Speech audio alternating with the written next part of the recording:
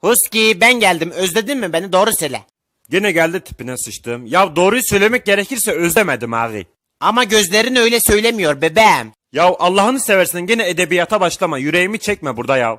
Husky oğlum bak, gün gelir bu triplerimi bile özlersin aminim. Habeş oğlum, sen benim sevgilim misin? Senin tribini niye özleyeyim ben ya? Ya dur, gene ortam gerildi, 2 espri yapayım da ortam yumuşasın aminim. Boku yedik gene. Adamın biri kitap okuyormuş, birden ölmüş, niye? Niye? Çünkü satır başına gelmiş. Tumanımı sıyırıp şurada kafama sıksan bu kadar canım yanmazdı, emin ol. Ağlarsa anam ağlar, gerilsin mobil ve kablosuz ağlar.